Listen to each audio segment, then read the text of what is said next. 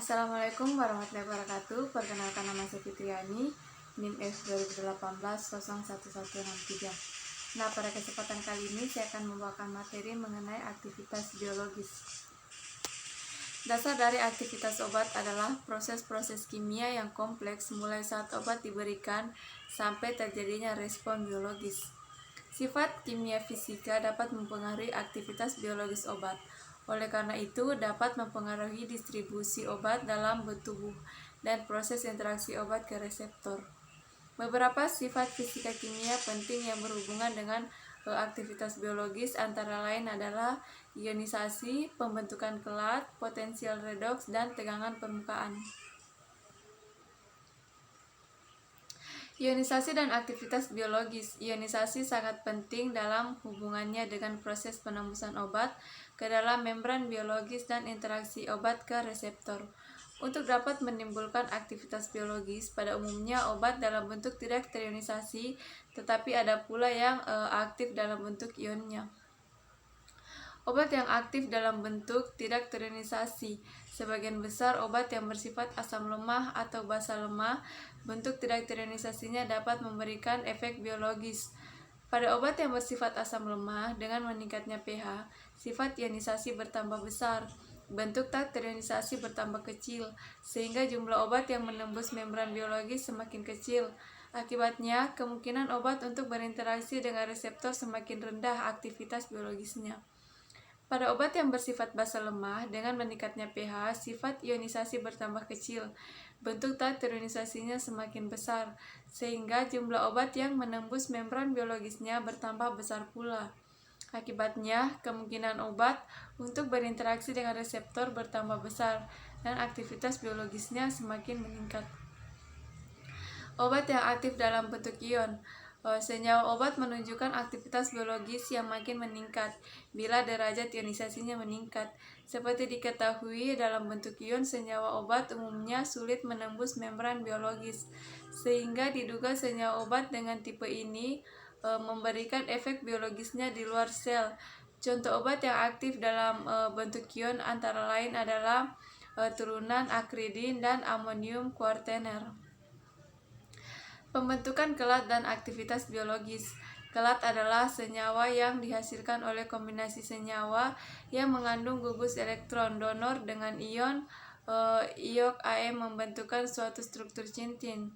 Gugus-gugus kimia yang dapat membentuk kelat antara lain adalah gugus amin primer, sekunder, dan tersier, oksin, imin, dan lain-lain.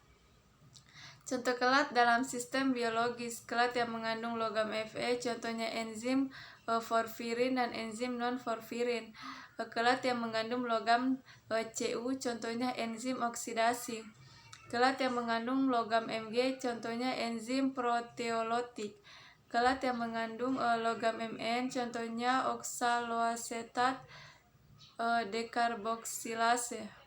Kelat yang mengandung logam Zn, contohnya insulin dan laktat.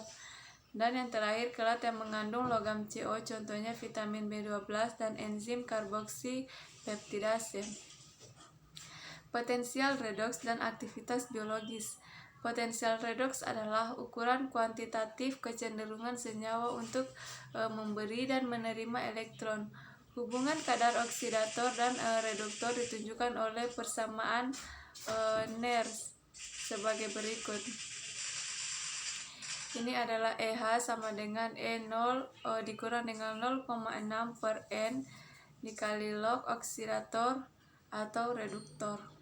Keterangan EH merupakan potensial redoks yang diukur, E0 merupakan potensial redoks baru, N jumlah elektron yang berpindah, 0,6 itu merupakan tetapan termodinamika pemindahan satu elektron 30 derajat Celcius. Reaksi redoks adalah perpindahan elektron dari satu atom ke atom molekul yang lain.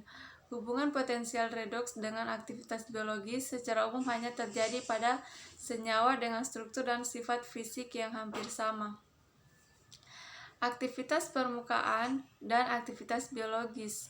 Surfaktan adalah suatu senyawa yang karena orientasi dan pengaturan molekul pada permukaan larutan dapat menurunkan tegangan permukaan. Struktur surfaktan terdiri dari dua bagian berbeda, yaitu bagian yang bersifat hidrofilik atau polar dan bagian yang lipofilik atau nonpolar, sehingga surfaktan dikatakan bersifat amfifilik. Bila surfaktan dimasukkan ke air, maka permukaan akan teratur sedemikian rupa sehingga bagian nonpolar, misal rantai hidrokarbon, berorientasi ke fase uap. Bila surfaktan dimasukkan ke dalam campuran pelarut polar dan nonpolar, maka pada batas cairan polar dan nonpolar, bagian nonpolar berorientasi ke pelarut nonpolar, sedang gugus polar berorientasi dengan pelarut polar. Lanjutannya, aktivitas surfaktan terhadap absorpsi obat tergantung pada kadar surfaktan, struktur kimia surfaktan, efek surfaktan terhadap membran biologis, efek farmakologi surfaktan, adanya interaksi surfaktan dengan bahan-bahan pembawa atau bahan obat. Baik, mungkin hanya itu saja yang bisa saya dapat sampaikan. Jika ada kekurangan mohon dimaafkan. Wabillahi taufiq wal hidayah. Wassalamualaikum warahmatullahi wabarakatuh.